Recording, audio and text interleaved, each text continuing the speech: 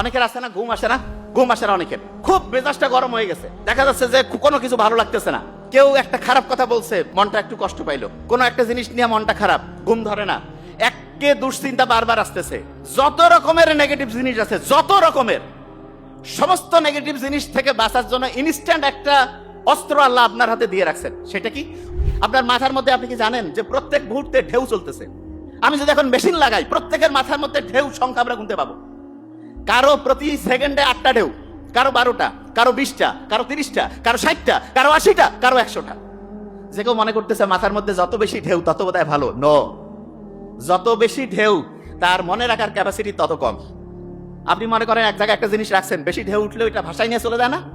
মাথার মধ্যে যদি বেশি ঢেউ উঠে, জলোচ্ছ্বাসের মতো শুরু হয়, তখন জলোচ্ছ্বাস যেমন একটা এলাকার সবকিছু উড়ায় ধুরায় সামনে নিয়ে যায়, মাথার মধ্যে যখন ঢেউ চলতে থাকে খুব দ্রুততার সাথে, তখন একটা তথ্য রাখার পরও সেটা ওইখানে থাকে না, ভাষায় নিয়ে চলে যায়। অনেকে কয় না পরি খেয়াল থাকে না, পরি ভুলে যায়, তার মানে তার মাথার মধ্যে জলোচ্ছ্বাস চলতেছে।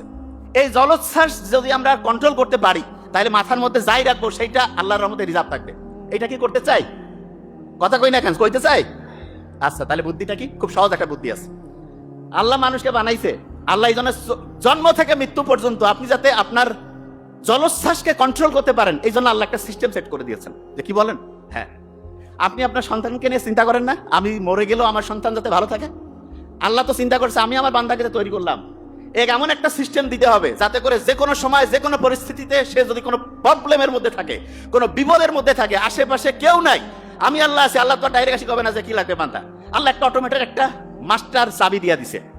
ওই চাবিটা এত পাওয়ারফুল, যে কোনো বিপদে আপনি একবার চাবিটা খুললেই আপনার বিপদ থেকে মুক্তি দেবে। কি বলতেছেন? হ্যাঁ, মাথার মধ্যে জলস্থা শুরু হয়েছে, চাবিটা এবার খুলবো, খুব সহজ। আচ্ছা, একটা জীবিত লোক, একটা লোক জীবিত, সে মেডিকেলের বেডের মধ্যে আছে, কথা বলতে পারে না, দেখতে পারে না, শুনতে পারে না, কিন্তু তার একটা জিনিস চলমান আছে, সেটার নাম কি?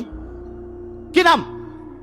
নিঃশ্বাস, শ্বাস প্রশ্বাস চলতেছে না? এরকম কোন লোক আছে নাকি যে ভাই শ্বাস প্রশ্বাস বন্ধ হয়ে গেছে, লোকটা জীবিত আছে নাকি? কেউ আছে? হ্যাঁ, এরকম কেউ আছে? নোবডি। তার মানে জীবনে যতজন আমরা বেঁচে আছি প্রত্যেকের শ্বাস প্রশ্বাস আছে না নাই? এই শ্বাস প্রশ্বাসের যে কন্ট্রোল, এইটা আল্লাহ আমাদের হাতে দিয়েছে।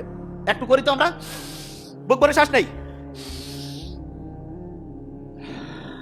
ব্রেনটা রিল্যাক্সড হয়, বুঝতে পারতেছেন? ব্রেনটা কি হয়? রিল্যাক্সড। ব্রেনটা এখন জলোচ্ছ্বাসটা ঠান্ডা হইলো। এই যে এখন যেই কথাগুলো শুনবেন, একটু আগে যেটা যতটুকু রিজার্ভ হইতো তার চাইতে এখন ভালো হবে। বলতেছেন সত্যি? হ্যাঁ।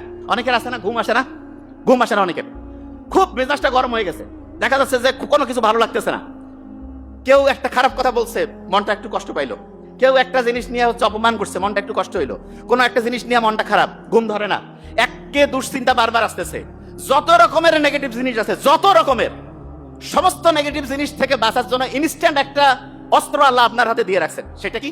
বুক ভরে শ্বাস নেওয়া, শ্বাস ছাড়া, বুক ভরে শ্বাস নেওয়া, শ্বাস ছাড়া, বুক ভরে শ্বাস নেওয়া, শ্বাস ছাড়া।